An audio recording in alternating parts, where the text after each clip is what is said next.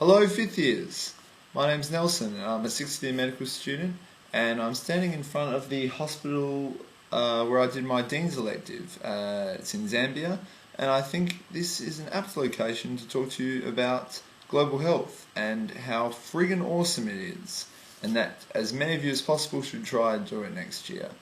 So what did global health do to me? Well, it made me aware of the bigger picture of healthcare, that healthcare and medicine doesn't just exist inside the Royal Adelaide Hospital, which some of us sometimes believe, just being quite insulated here in Adelaide.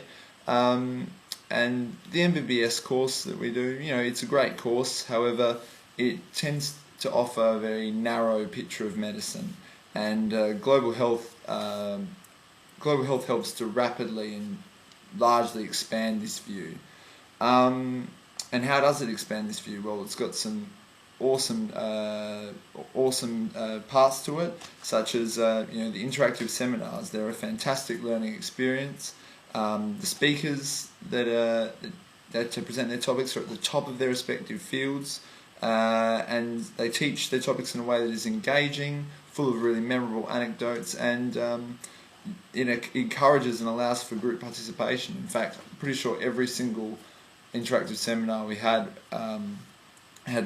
lots and lots of group participation, and it really helped the messages stick in our minds, and made everything a lot more relevant. The medicine you learn is great. You learn about really interesting tropical medicine, tropical diseases, HIV, TB, malaria, all weird and wonderful infections. And yeah, another interesting bit of medicine you learn is epidemiology that doesn't actually suck. Hard to believe, but the epidemiology you learn is really quite fascinating. But what's even more fascinating than the medicine you learn is the things outside of medicine. The more, I suppose, you learn about the reasons why these healthcare problems exist in the developing world.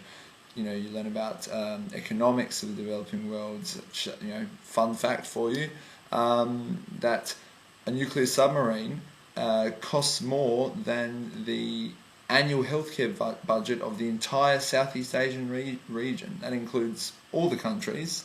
So yeah, that's one of the many lessons you'll learn in global health next year. You also learn about the political and legal barriers that obstruct healthcare in the developing world. About international relations, about engineering problems, finding a potable water source, that kind of thing, and also issues that are close to home, such as Aboriginal health and culture.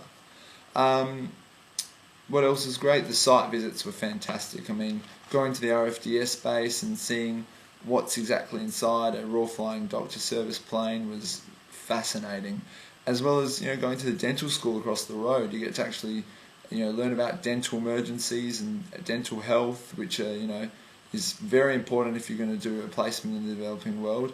And we got to learn how to remove cavities and put in fillings on real teeth, which was fascinating. You got to use the drills, and felt a bit like a dentist. It was cool.